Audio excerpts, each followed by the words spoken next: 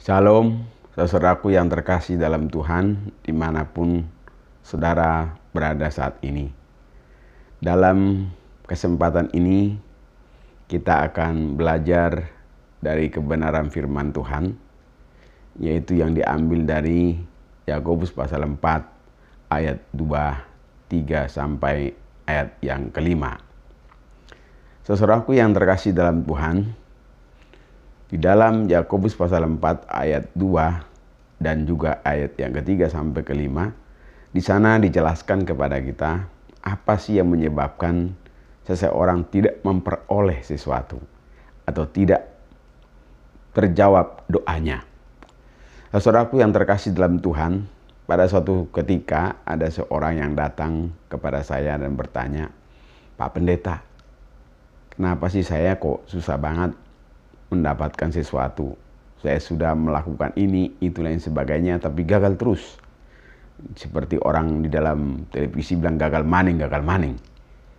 Saudaraku yang terkasih dalam Tuhan, maka dari hal itu saya terpanggil untuk menyampaikan kepada kita apa sih yang menyebabkan kita tidak memperoleh sesuatu. Penyebabnya yang pertama adalah berdasarkan Yakobus pasal 4 ayat yang kedua, dikatakan bahwa kita tidak memperoleh sesuatu, apa yang kita inginkan, apa yang kita cita-citakan, apa yang kita rindukan, atau apa yang kita doakan. Yang pertama dikatakan di sana adalah karena kita tidak berdoa. Dengan kata lain, di sini adalah bukan sekedar berdoa, tapi maksudnya adalah kita harus sungguh-sungguh berdoa. Kita harus mendoakan apa yang kita inginkan. Kita harus mendoakan apa yang kita cita-citakan. Kita harus berdoa apa yang ingin kita capai. Kita sampaikan kepada Tuhan. Karena itu, saudaraku yang terkasih dalam Tuhan, kalau kita ingin sesuatu, kalau kita butuh sesuatu, kalau kita rindu sesuatu, maka kita harus berdoa, menyampaikan segala pergumulan kita, permohonan kita, cita-cita kita, harapan kita kepada Tuhan kita, Yesus Kristus. Kenapa saudaraku yang terkasih dalam Tuhan? Karena doa itu adalah alat komunikasi kita dengan Tuhan, sebagai alat penyambung antara kita dengan Tuhan. Maka setiap apapun yang saudara rindukan, yang saudara ceritakan, yang juga anak-anak, remaja, pemuda, pemudi, yang engkau merindukan pasangan hidup dan sebagainya, semuanya itu akan terjawab kalau kita sungguh-sungguh berdoa, menyampaikan permohonan kita kepada Tuhan.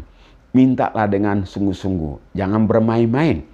Kita harus sungguh-sungguh meminta kepada Tuhan dengan doa yang kusuk, dengan doa yang benar-benar memang kita sangat merindukan tindakan Tuhan atas apa yang kita rindukan. Saudaraku yang terkasih dalam Tuhan, karena itu mari kita belajar terus untuk menyerahkan segala apapun yang menjadi pergumulan kita. Entah kita pergumulan untuk sehat, pergumulan untuk ekonomi, pergumulan untuk masa depan, pergumulan untuk anak, pergumulan untuk hal-hal lain. Mari kita datang kepada Tuhan. Kita berdoa, kita sampaikan dengan sungguh-sungguh, dengan hati yang sungguh, supaya Tuhan yang bertindak dan menolong kita untuk mencapai apa yang kita rindukan. Saudaraku yang terkasih dalam Tuhan, di bagian lain, dalam Yakobus pasal 4, ayat yang ketiga dijelaskan. Penyebab yang kedua, kalau saudara sudah berdoa sungguh-sungguh, tapi belum terjawab juga, ada suatu bagian dalam firman Tuhan, Yakobus pasal 4 ayat selanjutnya yang ketiga dijelaskan bahwa penyebab yang kemungkinannya adalah karena kita salah berdoa. Apa yang dimaksud dengan salah berdoa? Bahwa apa yang kita rindukan, apa yang kita cita-citakan, itu adalah hanya untuk keinginan daging kita. Hanya untuk mencapai nafsu kita. Kemauan kita, bukan kehendak Tuhan. Karena itu apapun saudara-saudaraku yang terkasih dalam Tuhan, kalau kita meminta dalam doa kepada Tuhan, harus sesuai dengan firman Tuhan. Harus sesuai dengan kehendak Tuhan. Harus sesuai dengan apa yang membawa hormat kemuliaan bagi Tuhan kita Yesus Kristus. Artinya adalah win-win solution. Artinya kita diberkati, tapi juga Tuhan dimuliakan di dalamnya. Karena itu Mari saudaraku yang terkasih dalam Tuhan, bahwa di dalam Yakobus pasal 4 ayat ketiga dijelaskan dengan tegas bahwa yang dimaksud dengan salah berdoa adalah apa yang kita doakan itu sesungguhnya bukan untuk hormat kemuliaan Tuhan. Sesungguhnya itu adalah hanya keinginan daging kita, hanya keinginan nafsu kita, hanya kepentingan diri kita, hanya untuk kesombongan diri kita, hanya untuk menunjukkan bahwa kita lebih hebat daripada orang lain. Dan hal inilah yang menyebabkan doa-doa saudara dan saya itu sulit untuk dijawab oleh Tuhan. Karena Tuhan melihat bahwa itu tidak baik bagi diri kita maupun bagi hormat kemuliaan Tuhan kita Yesus Kristus. Karena itu mari kita sungguh-sungguh kalau berdoa, maka apa yang kita doakan harus sejalan dengan firman Tuhan. Harus sekehendak dengan apa yang Tuhan kehendaki dalam hidup kita sebagai orang percaya. Harus sesuai untuk hormat kemuliaan Tuhan kita Yesus Kristus. Hal yang berikut saudaraku yang terkasih dalam Tuhan, hal yang membuat apa yang kita cita-citakan, apa yang kita rindukan tidak terjawab, atau apa yang kita perlukan tidak terjawab, apa yang kita doakan tidak terjawab. Yang ketiga adalah karena hidup dalam dosa. Kalau saudara suka berdoa, boleh saja suka berdoa. Saudara boleh saja berdoa dengan sampai menangis, boleh saja. Tapi kalau hidup kita tidak hidup di dalam kekudusan, maka ini akan menghambat daripada apa yang Tuhan inginkan di dalam hidup kita. Karena itu saudaraku yang terkasih dalam Tuhan, bahwa apabila kita berdoa, kita harus jaga hidup kita supaya hidup kita tetap di dalam kekudusan. Ada banyak orang suka beribadah, suka berdoa, tapi tidak menjaga hati dan pikirannya, tidak menjaga sikap dan kepribadiannya, tidak menjaga karakternya. Kalau kita adalah pribadi yang sehari-harinya marah terus, sehari-harinya benci, menyimpan dendam, iri hati, dengki, lain sebagainya, kita tidak hidup jujur, kita hidupnya hanya untuk memuaskan keinginan kita, emosional lain sebagainya, bagaimana Tuhan akan menjawab doa saudara dan saya? Karena itu saudara yang terkasih dalam Tuhan, doa yang akan dijawab Tuhan adalah doa orang benar. Makanya dalam Yakobus pasal 5 ayat 16 dikatakan kepada kita, doa orang benar sangat besar kuasanya. Karena itu mari kita sungguh-sungguh jaga supaya hidup kita berpadanan dengan apa yang Tuhan mau. Hidup kita sesuai dengan apa yang Tuhan kehendaki. Karena itu jaga hidup kita. Karena kita adalah orang yang sudah dikuduskan dalam Kristus. Sudah dibayar lunas oleh Yesus. Saudara sudah ditebus oleh darah Kristus. Maka kita harus menjaga hidup yang kudus di hadapan Tuhan. Karena tegas Tuhan mengatakan dalam 1 Petrus 1 ayat 16, kuduslah kamu sebab Yesus yang memanggil kita, yang telah menyelamatkan kita Allah yang kudus. Karena itu bukan hanya kita mampu berdoa dengan sungguh-sungguh, tapi juga kita harus menjaga hidup kita sehari-hari, hidup yang berpadanan dengan firman Tuhan, hidup yang membawa hormat kemuliaan bagi Tuhan, hidup yang jujur, hidup yang ramah, hidup yang rendah hati, hidup yang benar-benar hidupnya di dalam apa yang dikehendaki oleh Tuhan kita, Yesus Kristus. Karena itu saudaraku yang terkasih dalam Tuhan, hal ini dipertegas di dalam Yesaya 1 ayat 15 dikatakan, sekalipun kamu berdoa berulang-ulang, tapi Tuhan tidak akan menjawab. Sekalipun kita sungguh-sungguh berdoa, sekalipun kita sungguh-sungguh beribadah, tapi kalau hidup sehari-hari kita hidup dalam dosa, hidup dalam kehidupan dunia, mabuk-mabukan, iri hati, marah-marah, dengki, benci, tidak jujur, bohong sana, berbohong di sini, bagaimana Tuhan akan menjawab kita? Karena itu saudaraku yang terkasih dalam Tuhan, mari kita jaga supaya hidup kita adalah hidup dalam kekudusan yang daripada Tuhan kita, Yesus Kristus. Hari yang berikut, kenapa doa-doa kita belum terjawab?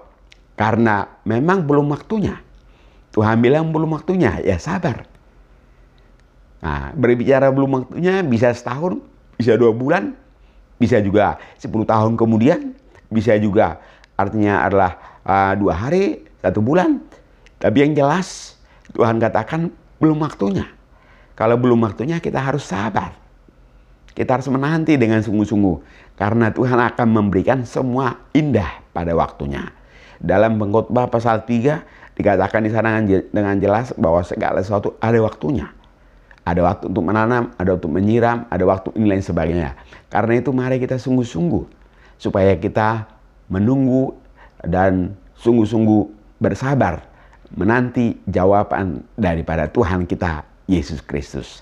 Hal yang terakhir yang disampaikan kepada kita, apa yang menghambat atau yang membuat apa yang kita rindukan gagal atau tidak tercapai, yaitu karena kita malas, karena kita tidak rajin. Bagaimana Tuhan akan berkati?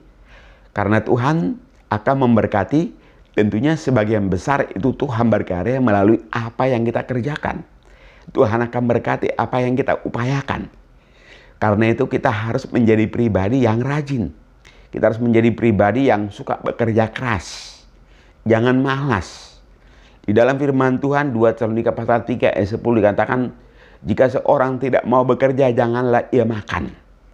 Karena itu saudaraku, bahwa firman Tuhan dengan tegas berkata kepada kita bahwa apa yang menghambat atau yang membuat apa yang kita rindukan, apa yang kita doakan tidak terjawab. Mungkin kita suka berdoa, tapi sehari-harinya kita malas. Malas bekerja, malas berusaha, tidak rajin. Bagaimana Tuhan akan menjawab doa kita? Tuhan akan menjawab doa orang rajin. Tuhan akan menjawab doa orang yang bekerja keras. Dan Tuhan suka kepada orang-orang yang rajin, suka bekerja keras, tidak malas.